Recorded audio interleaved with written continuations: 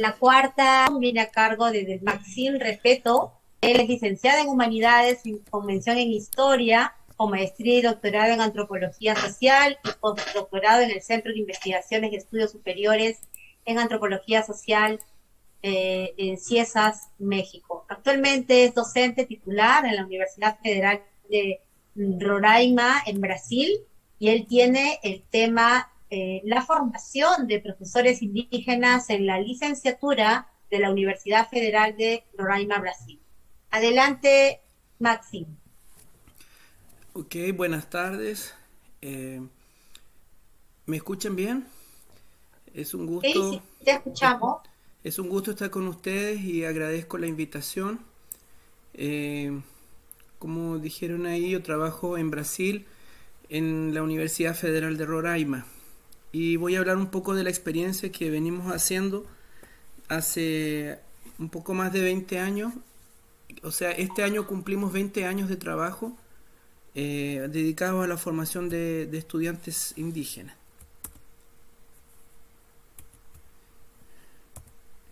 Eh, Brasil es un país muy grande que tiene dimensiones continentales. Nosotros estamos aquí en el extremo norte de la Amazonia brasileña, en la frontera con Venezuela y la Guyana inglesa. Quería destacar este es un mapa general que muestra eh, la situación de las tierras indígenas en Brasil. Vamos a ver dos grandes bloques como grandes regiones. La región de la costa atlántico, que fue la región de la primera colonización, donde las tierras indígenas son muy pequeñas, pequeños puntos que casi no se ven en este mapa, pero hay muchos puntos a lo largo de Brasil.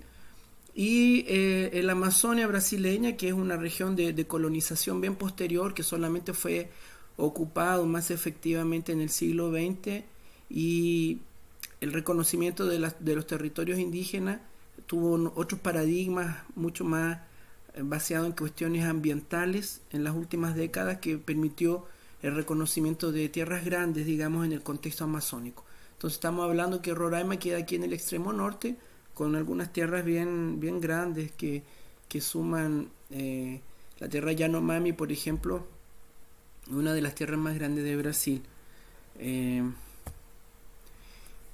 en contrapunto haciendo un contrapunto con este otro mapa que nos va a hablar de la presencia de personas en comunidades indígenas. Vamos a ver que en toda esa región de la faja del Atlántico hay muchas comunidades, pero de poblaciones relativamente pequeñas, con tierras muy pequeñas que expulsan mucha gente, en comparación a la región amazónica, donde esas tierras grandes permiten la existencia de comunidades, de pueblos y de comunidades con un gran número de población. Algunas regiones hoy han sido bien conflictivas en los últimos años, como esta región de Mato Grosso do Sul, que queda en la frontera con Paraguay. Es una región muy conflictiva debido a la expansión del agronegocios y problemas que se dan por contrabando de drogas y de armas que entran por Paraguay y deja a las comunidades en medio de un fuego cruzado muy delicado. Eh, de forma general, entonces podemos ver que en Brasil se habla de que a la llegada de los portugueses en 1500 había más o menos unos 8 millones de personas. Hoy en día está recuperándose el número, está llegando aproximadamente a 1 millón de personas. De ese millón de personas, la mitad vive en contextos urbanos prácticamente. Se dice que hay 210 pueblos indígenas, aunque hay más porque algunos son pueblos autónomos en el Amazonas que eh, se han replegado delante del avance de la expansión en esta región. Y se hablan más de 180 lenguas y ha habido procesos de etnogénesis en los últimos años en que estos números ya son mayores. En este contexto, a partir de los años 70 hubo un movimiento indígena muy fuerte, así como en el contexto de Latinoamérica, con una importante participación de sectores de la Iglesia Católica vinculados a la teología de la liberación y en un contexto muy duro de dictadura militar. Eh, y en ese contexto surge un movimiento indígena que tenía como principales reivindicaciones el reconocimiento de los territorios, el atendimiento a políticas de salud y de educación.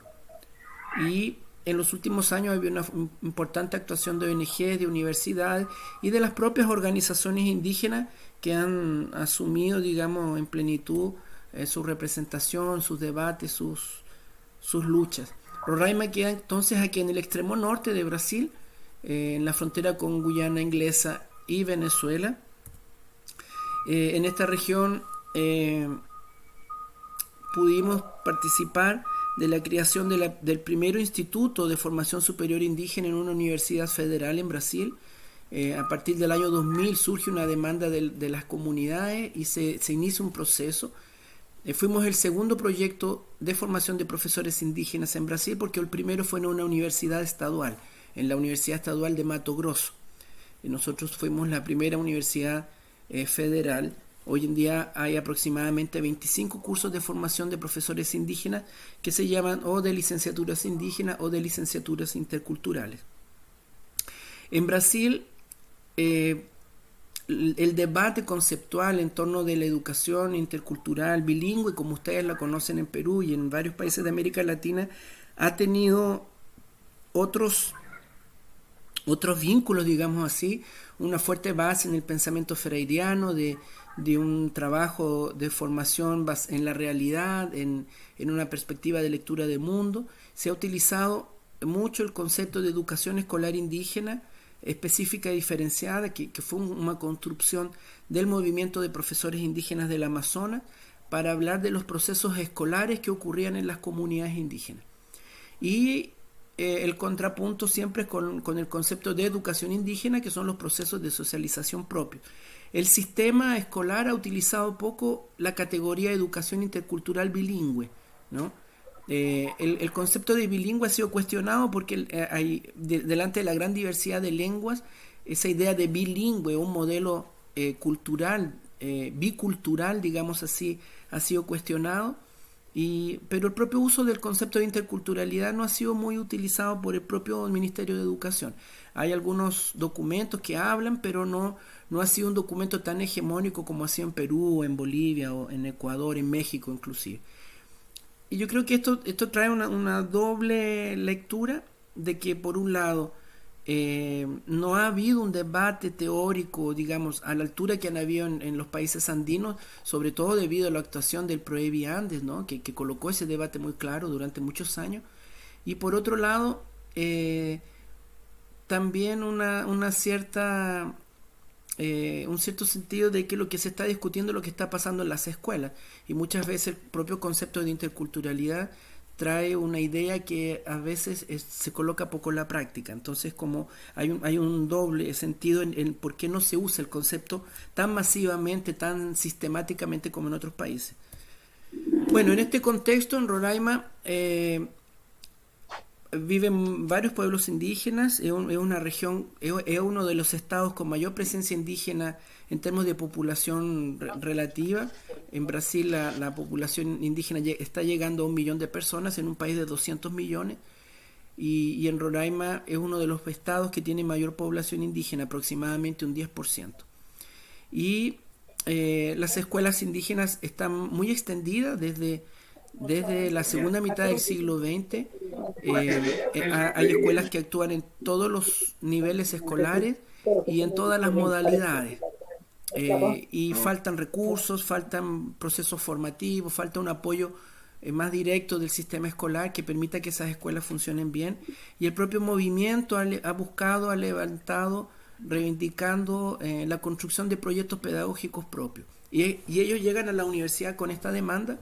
Hoy en día tenemos en nuestro curso estudiantes de los pueblos Macuxín, Garicó, Yecuana, Guayguay, Zapará. Ellos son de una familia de lenguas caribe, Guapichanas, que es de otra familia de lenguas, y inclusive alumnos Yanomami. Y estos pueblos viven en diferentes situaciones sociolingüísticas, desde situaciones de pueblos que hablan casi exclusivamente sus propias lenguas, como Yecuana, Guayguay, Garicó, y algunos sectores Macuxí y Guapichana, y otros pueblos que hablan predominantemente la lengua portuguesa, como comunidades Macuxí y Guapichana, que están más próximas de la capital del estado. Entonces, esta reivindicación de crear un espacio de formación de profesores surge en el año 2000 por una demanda de la Organización de los Profesores Indígenas, Había una demanda inicial de formar 600 profesores, hoy en día son más de 1.500 profesores indígenas en más de 280 escuelas con aproximadamente 14.000 estudiantes indígenas en todos los niveles escolares. Entonces se inició un proceso de diagnóstico, de consulta, de aprobación en los consejos universitarios y en el año 2003 comenzó el curso de licenciatura intercultural. Después inicialmente era un núcleo, pasó a ser un instituto, el Instituto Ixquirán de Formación Superior Indígena, y hoy nos tenemos tres cursos: la licenciatura intercultural, el curso de gestión territorial indígena y el curso de gestión en salud indígena, que son voltados para formar exclusivamente estudiantes indígenas, y respondiendo a estas tres grandes demandas desde los años 70: tierra, salud y educación, ¿no?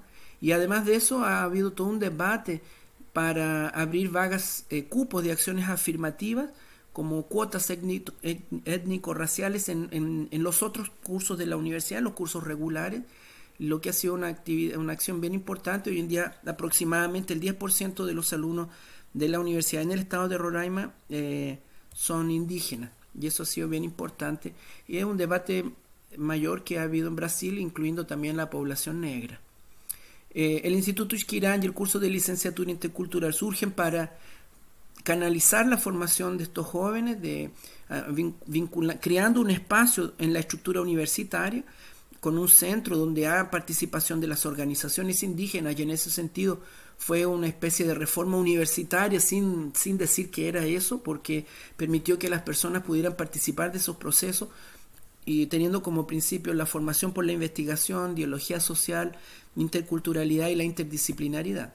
Entonces, el curso de licenciatura intercultural tiene 3 áreas de habilitación: en ciencias sociales, comunicación y artes y ciencias de la naturaleza. Y hay una fuerte demanda para que podamos abrir una habilitación específica para los primeros años, una pedagogía, y para las lenguas indígenas, que en realidad en los primeros años fue una lucha por consolidar el espacio en un contexto muy antiindígena, de mucho preconcepto contra las comunidades, y ahora hay condiciones mejores para poder ampliar ese debate y consolidar la importancia del uso de las lenguas. Además de existir esas diferentes situaciones sociolingüísticas que también exigían que las propias comunidades discutieran qué es lo que querían hacer con sus lenguas. En la experiencia de la licenciatura intercultural destacaría 4 momentos de ruptura epistemológica que me gustaría resaltarla. La primera fue cuando fue creado el curso y decidimos no hacer un curso disciplinar, sino un curso que forma a través de temas contextuales, de problemáticas contextualizadas. No quisimos replicar un curso de esos que ya existían como un curso de historia o de matemáticas, sino realmente pensar un curso que fuera interesante y apropiado para la realidad de las comunidades indígenas. Después tuvimos contacto con un proyecto de educación ciudadana intercultural que fue dirigido desde Perú por la Universidad Católica, la Pontificia Universidad Católica de Lima, que varias de las personas que están participando en el evento hicieron parte, y eso nos permitió entrar en contacto con una red de América Latina y ver esas otras experiencias, y al juntar el concepto de educación, ciudadanía e interculturalidad fue como abrir otra puerta, aunque de alguna forma ya trabajábamos con esos conceptos. Después conocimos a Jorge Gallé, que trabajó ahí con el Formaviapi, en Perú, en Iquitos, y que llevó ese trabajo a México, en una idea del método inductivo intercultural, y que desde México nosotros lo hemos traído de vuelta a la Amazonia ya brasileña, y hemos tenido trabajos bien interesantes que nos han permitido aprofundar esa idea de los temas contextuales que los teníamos ya desde antes. Y en los últimos años venimos aprofundando el proyecto Laboratorios Socionaturales Vivos, un poco como hablaba el compañero de Formaviapi, no sé si se dice así, en el sentido de, a partir de las actividades concretas, construir propuestas pedagógicas. Los desafíos actuales son la situación actual de las políticas públicas. Hemos vivido fuertes retrocesos en los últimos años con el actual gobierno federal, que viene desarrollando sistemáticamente acciones contra los pueblos indígenas, contra sus territorios, y que ha sido tema de debate internacional, ¿no? Sobre todo con el estímulo al corte del Amazonas, a la quema y a la mineración desenfrenada. Los desafíos de formar a los equipos de 3 formadores. minutos.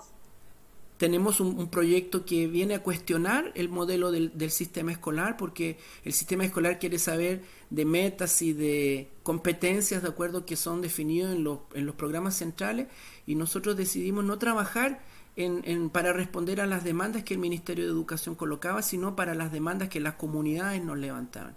Y eso lo hemos intentado construir juntos, pero es algo muy desafiador, ¿no? Y en ese sentido tenemos necesidad de integrar formadores indígenas, de discutir ese currículum intercultural, que a veces nos quedamos presos en las palabras y en la práctica no siempre conseguimos hacerlo, ¿no? Porque más que un concepto, es un campo de debate. La necesidad de discutir la interculturalización de la universidad, de abrir los espacios de la universidad, y lo que hemos intentado hacer en los últimos años de acciones afirmativas en la posgraduación, estimulando que esos alumnos que se forman en los diferentes cursos de graduación puedan hacer sus magíster, puedan hacer doctorado, y que de esa forma puedan capacitarse y perfeccionar sus trabajos.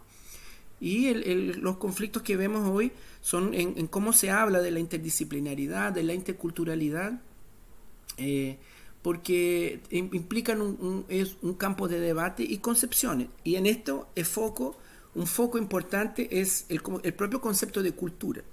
¿Cómo se entiende la cultura? Para terminar, voy a hacer un breve resumen de las ideas que Jorge Gallé y María Bertelli, Jorge Gallé desde Perú, desde Quito, Perú, y María Bertelli desde México, vienen levantando, y a pesar que ellos dos ya fallecieron, hay equipos de investigación que continúan trabajando en México y en otras partes de las Américas, a partir de un diálogo entre la teoría de la actividad, la escuela histórico-cultural, con esta idea del método inductivo intercultural, que coloca como foco de estudio el concepto de cultura a partir de la integración entre la sociedad y la naturaleza, que envuelve las actividades que las personas hacen y todo el contexto cultural, simbólico y de espiritualidad que relacionan a los pueblos indígenas con el medio ambiente, con el territorio, ¿no? Y esto nos lleva a una interculturalidad crítica y autocrítica sobre la ambivalencia, las dificultades, cómo podemos ser críticos sobre las buenas intenciones que a veces tenemos, pero que no siempre nos permiten colocar lo que es adecuado y necesario hacer a la realidad. Muchas veces vemos cómo se habla de interculturalidad, pero la interculturalidad queda como discurso vacío, y eso es un conflicto que está dentro de los propios profesores indígenas, dentro de nosotros como profesores no indígenas, pero también dentro de la propia universidad y dentro del propio sistema escolar. Esta idea del método inductivo intercultural coloca idea de estudiar el calendario, las actividades que se hacen a lo largo del año, identificar estas actividades y cómo estas actividades se relacionan con las actividades de la agricultura, del corte del bosque para poder quemarlo y plantar, las actividades religiosas, las actividades en los diferentes momentos del año, y las actividades que los niños y los jóvenes hacen, y a partir de esas actividades poder construir propuestas pedagógicas. Y eso nos parece que ha sido bien interesante, porque nos permite un diálogo entre los conocimientos indígenas y las propuestas del sistema escolar, pero a partir de la realidad de la comunidad. Y eso implica considerar los tiempos, el tiempo, el clima, las estaciones del año, la realidad de la naturaleza y de lo que ellos tienen a la mano, porque es lo que ellos viven. Y a partir de esa integración que tienen entre sus actividades y trabajo con la naturaleza, apropiarse del mundo, lo que permite un diálogo intercultural bien profundo, y es un desafío, algo que estamos estudiando, intentando y colocarlo en práctica en una región donde el movimiento indígena es muy activo.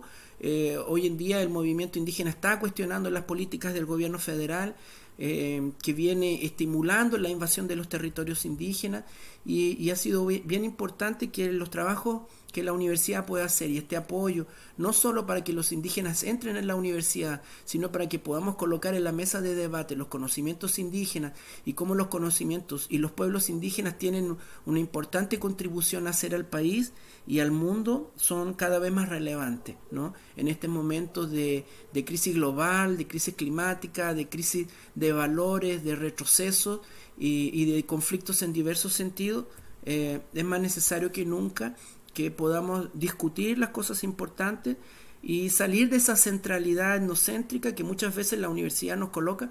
El propio concepto de universidad debe ser cuestionado porque aunque se proponga ser un lugar donde están todos los conocimientos, todavía es ¿no? Podríamos hablar de la pluriversidad y hay muchos trabajos que ya vienen colocando eso. Y eso ha sido importante y, y es lo que hemos intentado hacer en estos años en la licenciatura intercultural del Instituto Ixquirán de Formación Superior Indígena en la Universidad Federal de Roraima. Bueno, eso fue lo que intenté hacer bien rápido así con ustedes. Claro que sí, Maxi, muchas gracias por ese esfuerzo. Muy interesante la experiencia que nos compartes, al igual que todos los expositores, nos traen en realidad todo un tema grande que se está abriendo ahora que vamos a llegar al término de esta reunión. Muy bien, colegas, agradecer a Maxim. Vamos ahora sí para cerrar. Creo que no me falta alguien más. Está Maxim Respeto de la Universidad de Roraima, Brasil. Vamos, Maxim, adelante.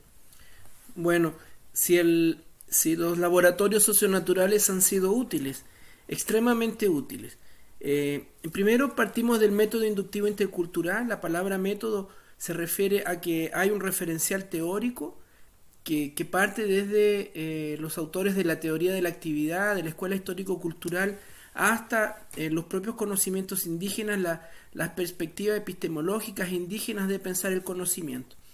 Y hay una parte metodológica, que es el cómo hacer. Entonces, el método es interesante porque tiene una propuesta, una concepción y tiene una propuesta práctica de cómo hacerlo. Y a eso nos lleva a los laboratorios socionaturales vivos, que son los espacios de trabajo comunitario. Son los espacios donde la gente trabaja, donde las personas desarrollan sus actividades diarias, como el río, los lugares de roza, de agricultura, el bosque, los lugares donde tienen el corral, donde tienen su ganado. Esos lugares que explicitan la integridad sociedad-naturaleza pueden ser vistos como laboratorios, donde hay conocimientos, donde pueden fluir y encontrarse los conocimientos escolares acumulados por la humanidad y los conocimientos propios, para explicar lo que está aconteciendo ahí. En ese sentido, romper con ese esquema de pensar un laboratorio apenas como un lugar entre cuatro paredes que tiene un microscopio, porque eso en las comunidades del Amazonas no existe.